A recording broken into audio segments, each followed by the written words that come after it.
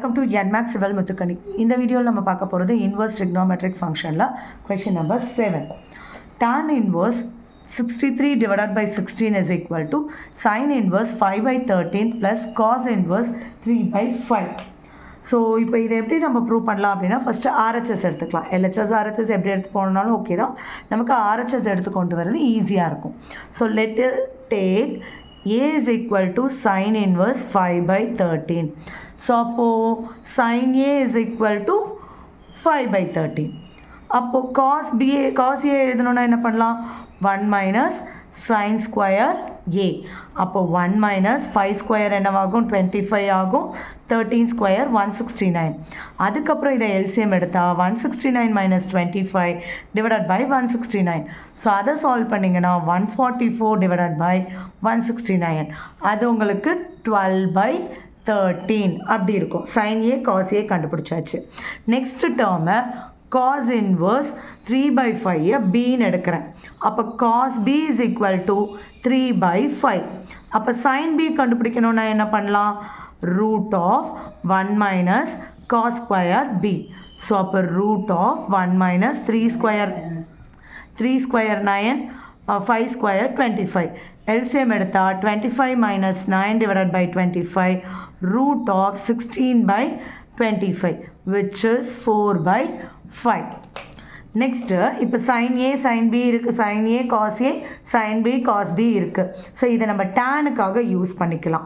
அப்போ tan A is equal to என்ன பண்ணலாம்? sin A by cos A. அப்போ sin A என்ன வந்துச்சு? 5 by 13. cos A 12 by 13. 13 cancel 5 by 12. tan B is equal to அதே மாதிரி sin B divided by cos B. Next அப்போது sin B என்ன வந்துச்சு?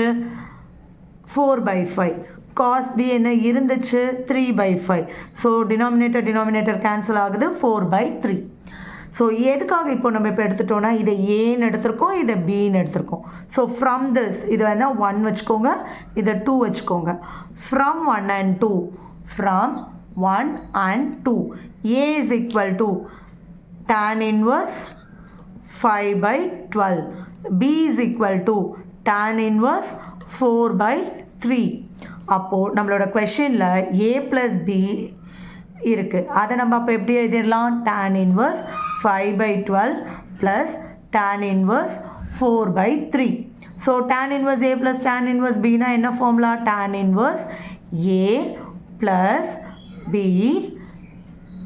divided by A into B. So 3. அப்போ அடுத்த ஸ்டெப்பில் அது என்ன வரும்? tan inverse LCM எடுத்துட்டிங்க அப்படின்னா 12 5 plus 3 3s are அப்போ 12 times 3 4s are அப்போ 16 கீழே 20 divided by 9. ஓகே, இந்த இடத்துல 4 1s are 4 3s are. So அப்போ அதை எப்படி எழுதலாம்? 5 divided by 9. ஸோ இதுக்கப்புறம் இதெல்லாம் LCM எடுக்கணும். tan inverse 21 by 12 இங்கே LCM எடுத்திங்கன்னா 9 minus 5 4 by 9ன்னு இருக்கும். ஸோ நெக்ஸ்ட்டு ஸ்டெப்பில் டிவிஷனுக்கு கீழே டிவிஷன் இருக்குது. ஸோ 21 by 12 இது ரெசிப்ரோக்கல் ஆகிடும் 9 by 4ன்னு இருக்கும். So 3 4s are 3 7s are. So நியூமரேட்டரோட மல்டிபிள் பண்ணுங்கள். tan inverse 63 divided by 16 இது நம்மளோட LHS. So proved.